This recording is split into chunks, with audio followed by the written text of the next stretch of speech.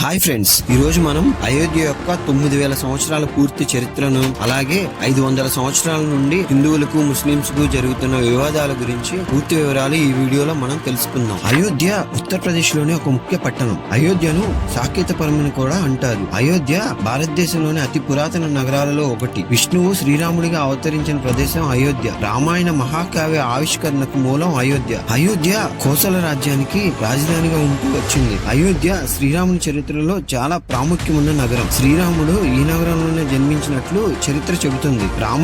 రామాయణాన్ని అనుసరించి 9000 సంవత్సరాలకు పూర్వం వేదాలలో ఆది పురుషుడిగా హిందువులకు ధర్మశాస్త్రం అందించినట్లుగా పేర్కొన్న మనువు ఈ నగరాన్ని స్థాపించాడు.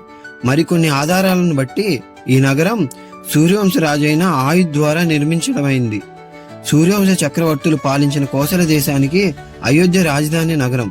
అయోధ్యను రాజధానిగా చేసుకుని హిందూ దైవమైన శ్రీరామచంద్రుడు పాలించాడు. అయోధ్యను మొదటిసారిగా సూర్యవంశ రాజైన వైవస్వత మనువు కుమారుడైన ఇక్ష్వాకు నిర్మించి పాలించాడని పురాణ కథనాలు వివరిస్తున్నాయి. ఈ వంశపు వాడైన పృథువు వలన భూమికి పృథ్వీ అనే పేరు కూడా వచ్చింది. తర్వాత రాజు మాధాంత. సూర్యవంశంలోని 31వ రాజు హరిశ్చంద్రుడు సత్యవాక్ పరిపాలకుడు. తన సత్యవాక్ పరిపాలనతో సూర్యవంశానికే ఘనకీర్తిని చేకూర్చాడు. తర్వాత రాజు సగరుని తర్వాత సగరుని మునిమానవుడైన భగీరథుని తర్వాత వచ్చిన రఘుమహారాజు తర్వాత సూర్యవంశం రఘువంశంగా కూడా ఘనత వహించింది. రఘుమహారాజు మనవడు దశరథుడి కుమారుడే శ్రీరామచంద్రుడు. తరువాతి కాలంలో రామ జన్మభూమి అని పిలువబడే రాముని జన్మస్థలాన్ని పవిత్ర ప్రదేశంగా హిందువులు పరిగణిస్తారు. ఉత్తరప్రదేశ్ లోని 1528లో ఈ ప్రాంతాన్ని మొఘలులు ఆక్రమించుకున్న తర్వాత మొఘలుల సేనాధిపతి మీర్ బాకి ఈ స్థలంలో ఒక మసీదుని నిర్మించాడు. మొఘలుల చక్రవర్తి బాబర్ పేరు మీద దీనికి బాబ్రీ మసీద్ అనే పేరు పెట్టాడు. మసీదు నిర్మించడం కోసం రాముని ఆలయాన్ని కూల్చివేశారని ప్రజలలో అపారమైన నమ్మకం ఉంది. ఈ నమ్మకానికి చారిత్రక ఆధారం చర్చనీయం. మసీదుకు ముందు ఈ స్థలంలో ఒక నిర్మాణం ఉండేదని చెప్పే పురావస్తు ఆధారాలు కనుగొన్నారు. ఈ నిర్మాణం హిందూ దేవాలయమని, బౌద్ధ నిర్మాణం అని వివిధ రకాలుగా భావిస్తున్నారు. ఆ తరువాత కనీసం 4 దశాబ్దాలుగా ఈ స్థలాన్ని హిందువులు, ముస్లింలు మతపరమైన ప్రయోజనాల కోసం ఉపయోగించుకున్నారు. మసీదు నిర్మించిన స్థలంలో ఆలయం ఉండేదని తొలిసారి 1822లో ఫైజాబాద్ కోర్టు అధికారి ఒకరు చెప్పారు. నిర్మోహి అఖాడా విభాగం ఈ ప్రకటనను ఆధారంగా చూపిస్తూ 19వ శతాబ్దపు తర్వాతి కాలంలో ఒక దావా వేసింది. ఇది 1855లో ఈ ప్రదేశంలో జరిగిన మొట్టమొదటి సంఘటన. ఈ సంఘటన కారణంగా మొట్టమొదటి మత కలహాలకు పునాది పడింది. 1859లో బ్రిటిష్ పాలకులు వివాదాలను నివారించడానికి మసీదు బయట ప్రాంగణాన్ని వేరు చేయడానికి ఒక కంచెను ఏర్పాటు చేసింది. 1949 వరకు ఈ స్థితి ఇలాగే కొనసాగింది. 1949లో రాముల విగ్రహాలను ఎవరూ చూడకుండా మసీదు లోపల పెట్టారు. హిందూ మహాసభ స్వచ్ఛంద సేవకులు ఈ పని చేశారని ఆరోపణలు వచ్చాయి. దీనిపై గందరగోళం చెలరేగింది. ఆ స్థలం మాదంటూ ఇరుపక్షాలు కోర్టులో సివిల్ కేసులు దాఖలాలు చేశాయి. విగ్రహాలను లోపల పెట్టడాన్ని మసీదును అపవిత్రం చేయడంగా ముస్లింలు భావించారు. ప్రభుత్వం ఈ స్థలాన్ని వివాదాస్పదంగా ప్రకటించి మసీదు గేటుకు తాళం వేసింది.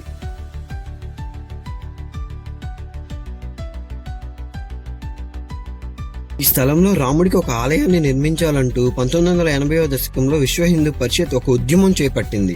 భారతీయ జనతా పార్టీ దానికి రాజకీయ స్వరమిచ్చింది. తాళాలు వేసిన గేట్లు తెరిచింది.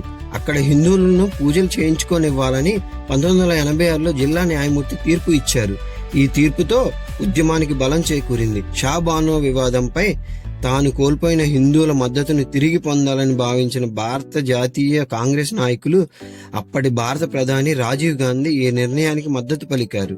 1989 సార్వత్రిక ఎన్నికల్లో కాంగ్రెస్ ఓడిపోయింది. పార్లమెంట్లో బీజేపీ బలం 2 నుండి 88కి పెరిగింది. 1990 సెప్టెంబర్లో బీజేపీ నాయకుడు ఎల్కే అద్వానీ ఒక రథయాత్రను ప్రారంభించారు. ఉత్తర భారతదేశంలో చాలా ప్రాంతాల్లో పర్యటించి ఈ రాజకీయ యాత్ర అయోధ్యకు చేరింది. ప్రతిపాదిత రామాలయానికి మద్దతు సమీకరించడం, ముస్లిం వ్యతిరేక భావాలను రేకెత్తించి హిందూ ఓట్లను ఏకం చేయడం ఈ యాత్ర యొక్క ముఖ్య ఉద్దేశం. అద్వానీ అయోధ్య చేరుకోక ముందే బీహార్ ప్రభుత్వం అతన్ని అరెస్టు చేసింది. అయినప్పటికీ కరసేవకులు, సంఘ్ పరివార్ కార్యకర్తలు పెద్ద సంఖ్యలో అయోధ్యకు చేరుకొని మసీదుపై దాడి చేయడానికి ప్రయత్నించారు. దీని ఫలితంగా పారామిలిటరీ దళాలతో పోరాటం జరిగి అనేక మంది కరసేవకులు మరణంతో ముగిసింది. ఆ తరువాత 1992 డిసెంబర్ 6న ఆర్ఎస్ఎస్, దాని అనుబంధ సంస్థలు వివాదాస్పద నిర్మాణం జరిగిన ప్రదేశంలో 150,000 మంది విహెచ్పి, బీజేపీ కరసేవకులతో ర్యాలీని నిర్వహించారు. ఈ వేడుకల్లో బీజేపీ నాయకులైన అద్వానీ, మురళీ మనోహర్ జోషి, ఉమాభారతిలు ప్రసంగించారు. ర్యాలీ మొదటి కొన్ని గంటల్లో జనంలో అసహనం క్రమంగా పెరుగుతూ పోయి నినాదాలు చేయడం ప్రారంభించారు. దాడిని ఎదుర్కొనేందుకు సన్నాహంగా నిర్మాణం చుట్టూ పోలీసులు రక్షణ వలయాన్ని ఏర్పరిచారు. అయినా మధ్యాహ్న సమయంలో ఈ స్థలంలో రాముడికి ఒక ఆలయాన్ని నిర్మించాలంటూ 1980వ దశకంలో విశ్వ హిందూ పరిషత్ ఒక ఉద్యమం చేపట్టింది. భారతీయ జనతా పార్టీ దానికి రాజకీయ స్వరమిచ్చింది. తాళాలు వేసిన గేట్లు తెరిచింది. అక్కడ హిందువులను పూజలు చేయించుకోనివ్వాలని 1986లో జిల్లా న్యాయమూర్తి తీర్పు ఇచ్చారు. ఈ తీర్పుతో ఉద్యమానికి బలం చేకూరింది. షా బానో వివాదంపై తాను కోల్పోయిన హిందువుల మద్దతును తిరిగి పొందాలని భావించిన భారత జాతీయ కాంగ్రెస్ నాయకులు, అప్పటి భారత ప్రధాని రాజీవ్ గాంధీ ఈ నిర్ణయానికి మద్దతు పలికారు. 1989 సార్వత్రిక ఎన్నికల్లో కాంగ్రెస్ ఓడిపోయింది.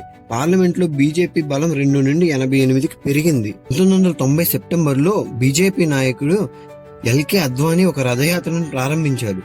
ఉత్తర భారతదేశంలో చాలా ప్రాంతాల్లో పర్యటించి ఈ రాజకీయ యాత్ర అయోధ్యకు చేరింది.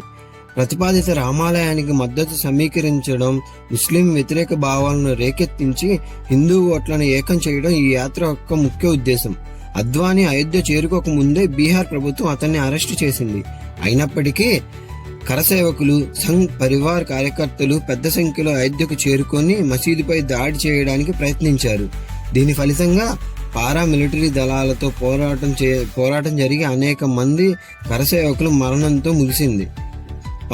ఆ తరువాత 1992 డిసెంబర్ 6న ఆర్ఎస్ఎస్, దాని అనుబంధ సంస్థలు వివాదాస్పద నిర్మాణం జరిగిన ప్రదేశంలో 150,000 మంది విహెచ్పి, బీజేపీ కరసేవకులతో ర్యాలీని నిర్వహించారు. ఈ వేడుకల్లో బీజేపీ నాయకులైన అద్వానీ, మురళీ మనోహర్ జోషి, ఉమాభారతిలు ప్రసంగించారు. ర్యాలీ మొదటి కొన్ని గంటల్లో జనంలో అసహనం క్రమంగా పెరుగుతూ పోయి నినాదాలు చేయడం ప్రారంభించారు. దాడిని ఎదుర్కొనేందుకు సన్నాహంగా నిర్మాణం చుట్టూ పోలీసులు రక్షణ వలయాన్ని ఏర్పరిచారు. అయినా మధ్యాహ్న సమయంలో ఒక యువకుడు ఒక కాషాయ జెండాను మోసుకుంటూ పోలీసుల రక్షణ వలయాన్ని ఛేదించి నిర్మాణాన్ని అధిరోహించగలిగాడు. ఇది జనసమూహానికి ఒక సంకేతమైంది. వాళ్ళు నిర్మాణాన్ని చుట్టుముట్టారు. ఈ స్థాయి దాడికి సిద్ధంగా లేని పోలీసులు అక్కడి నుండి పారిపోయారు. జనసందోహం గొడ్డళ్ళు, సుత్తుళ్ళు, కుక్కాలతో సహా ఆ భవనం పైకి ఎక్కారు. కొన్ని గంటల్లోనే మట్టి శుద్ధతో తయారైన నిర్మాణాన్ని కూల్చేశారు. బాబ్రీ మసీదు విధ్వంసం దేశవ్యాప్తంగా ముస్లింలలో ఆగ్రహాన్ని రేకెత్తించింది. అనేక నెలల పాటు జరిగిన మత కలహాల్లో హిందువులు, ముస్లింలు ఒకరిపై ఒకరు దాడులు చేసుకున్నారు. ఇల్లు, దుకాణాలు, ప్రార్థనా స్థలాలు తగలబెట్టారు. ఆస్తులు దోచుకున్నారు. పలువురు బీజేపీ నాయకులను అదుపులోకి తీసుకున్నారు. విహెచ్పిని కొంతకాలం ప్రభుత్వం నిషేధించింది. అయినప్పటికీ అల్లర్లు ముంబై, సూరత్, అహ్మదాబాద్, కాన్పూర్, ఢిల్లీ, భోపాల్ అనేక ఇతర నగరాలకు వ్యాపించాయి. సుమారుగా 2,000 మందికి పైగా ప్రధానంగా ముస్లింలు మరణించారు. ఒక్క ముంబై అల్లర్లలోనే సుమారు 900 మంది మరణించారు. సుమారు 9,000 కోట్ల ఆస్తి నష్టం కలిగిందని అంచనా వేశారు. 1992 డిసెంబరు, 1993 జనవరిలో జరిగిన ఈ అల్లర్లలో శివసేన పెద్ద పాత్ర పోషించింది. 1993 ముంబై బాంబు దాడులకు, ఆ తర్వాత దశాబ్దంలో జరిగిన అనేక అల్లర్లకు వెనుక ఉన్న ప్రధాన కారణాలు ఈ కూల్చివేత. ఆ తర్వాత జరిగిన అల్లర్లే భారతీయ ముజాహిద్దీన్లలో సహా జిహాదీ గ్రూపులు తమ ఉగ్రవాద దాడులకు బాబ్రీ మసీదును కూల్చివేయడం ఒక కారణమని పేర్కొన్నారు. బాబ్రీ మసీదు కూల్చివేతకు నిరసనగా పాకిస్తాన్ ప్రభుత్వం డిసెంబర్ 7న దేశవ్యాప్తంగా ప్రభుత్వ కార్యాలయాలు, విద్యాలయాలను మూసివేసింది. పాకిస్తాన్ విదేశాంగ శాఖ పాకిస్తాన్లోని భారత రాయబారిని పిలిపించుకుని లాంఛనంగా తన నిరసనను తెలియజేసింది. భారత్లో ముస్లింల హక్కుల రక్షణ పట్ల ఒత్తిడి తెచ్చేందుకు గాను ఈ విషయాన్ని ఐక్యరాజ్య సమితికి, ఆర్గనైజేషన్ ఆఫ్ ఇస్లామిక్ కాన్ఫరెన్స్ కు తీసుకెళ్తానని ప్రకటించింది. దేశవ్యాప్తంగా సమ్మెలు జరిగాయి. ముస్లిం గ్రూపులు ఒకే రోజు 30 దేవాలయాలను నిప్పు పెట్టి బుల్డోజర్ల ద్వారా దాడి చేసి నాశనం చేశాయి. లాహోర్లోని భారతదేశ జాతీయ విమానయాన సంస్థ ఎయిర్ ఇండియా కార్యాలయంపై దాడి చేశారు. భారతదేశాన్ని, హిందూ మతాన్ని నాశనం చేయాలని దాడులు చేసే ముస్లిం గ్రూపులు నినదించాయి. అలాగే బంగ్లాదేశ్లోని ముస్లింలు దేశవ్యాప్తంగా హిందూ దేవాలయాలు, దుకాణాలు, ఇళ్లపై దాడి చేసి తగలపెట్టారు. దేశ రాజధాని ఢాకాలోని బంగబంధు నేషనల్ స్టేడియంపై 5,000 మంది ముస్లింలు దాడి చేయడానికి ప్రయత్నించినప్పుడు బంగ్లాదేశ్ క్రికెట్ మ్యాచ్ ఆగిపోయింది. ఎయిర్ ఇండియా ఢాకా కార్యాలయాన్ని నాశనం చేశారు. 10 మంది పౌరులు మరణించారు. 11 హిందూ దేవాలయాలు, అనేక గృహాలు ధ్వంసమయ్యాయి. హింస తర్వాత బంగ్లాదేశ్ హిందూ సమాజం 1993లో చేపట్టిన దుర్గా పూజ వేడుక తగ్గించుకోవాల్సి వచ్చింది. ధ్వంసమైన దేవాలయాలకు మరమ్మతులు చేయాలని, దారుణాలపై దర్యాప్తు జరపాలని కోర్టును ఆశ్రయించారు. తర్వాత అలహాబాద్ హైకోర్టు డిసెంబర్ 6, 1992 అల్లర్లుగా మారిన రాజకీయ ర్యాలీలో బాబ్రీ మసీదు కూల్చివేయబడింది. తదుపరి భూ హక్కు కేసు అలహాబాద్ హైకోర్టులో దాఖలు చేయబడింది. దాని తీర్పు సెప్టెంబర్ 30, 2010 వెలువడింది. తీర్పులో 3 న్యాయమూర్తులు అయోధ్యలోని 2.77 ఎకరాల భూమిని 3 భాగాలుగా విభజించాలని అలహాబాద్ హైకోర్టుకు తీర్పునిచ్చింది. అందులో మొదటి భాగం రామ్ లల్లా లేదా బాలరాముడికి, రెండవది ఉత్తరప్రదేశ్లోని సున్నీలకి, తర్వాత సెంట్రల్ వక్స్ నిర్మోకి అఖారాకు వెళ్తుందని తీర్పునిచ్చింది.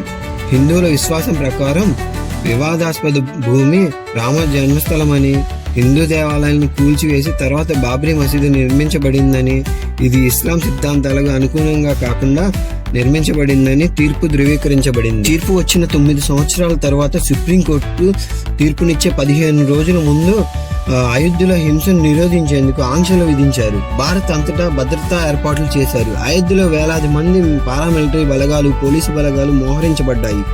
సీసీ కెమెరాలు, డ్రోన్లు ఉపయోగించి ప్రాంతం మొత్తం నిఘా నిర్వహించబడింది. ఉత్తరప్రదేశ్, రాజస్థాన్లోని అనేక ప్రదేశాల్లో ఇంటర్నెట్ సేవలు ఆపివేయబడ్డాయి. మొత్తం 31 జిల్లాల్లో 673 వ్యక్తులను నిశితంగా పరిశీలిస్తున్నట్లు ప్రకటించింది. భారతదేశం criminal procedure code section 144 section ఉత్తరప్రదేశ్లో, బెంగళూరులో, భోపాల్లో, జైపూర్, లక్నో, ముంబై వంటి కొన్ని ప్రధాన నగరాల్లో అమలు చేయబడింది. తీర్పు వెలువడిన రోజున జమ్మూ కాశ్మీర్, కర్ణాటక, మధ్యప్రదేశ్, ఉత్తరప్రదేశ్ అలాగే ఢిల్లీ రాష్ట్రాల్లో పాఠశాలలకు, కళాశాలలకు ప్రభుత్వం సెలవు ప్రకటించింది. తెలంగాణలోని వివిధ పట్టణాల్లో భద్రతను పెంచారు. హైదరాబాద్లో 20,000 మంది సిబ్బందిని మోహరించారు. ప్రధానంగా పాత బస్తీలోని చార్మినార్, మక్కా మసీదు సహా మతపరమైన, సున్నితపరమైన ప్రాంతాల చుట్టూ పోలీసులను పహారా కాశారు. కొన్ని నివేదికల ప్రకారం ముందస్తు చర్యగా ముంబైలో 40,000 మంది, చెన్నైలో 15,000 మంది పోలీసుల సిబ్బందిని మోహరించారు. అదే సమయంలో శాంతి, మత సామరస్యాన్ని కాపాడాలని ప్రధానమంత్రి బహిరంగ అభ్యర్థన చేశారు. సుప్రీంకోర్టు 5 సభ్యుల ధర్మాసనం 9 నవంబర్ 2019 తన తీర్పును ఏకగ్రీవంగా ప్రకటించింది. రామ మందిరాన్ని నిర్మించేందుకు ట్రస్టును ఏర్పాటు చేయాలని, 3 నెలల్లోగా ధర్మకర్తల మండలి ఏర్పాటు చేయాలని భారత ప్రభుత్వాన్ని కోర్టు ఆదేశించింది.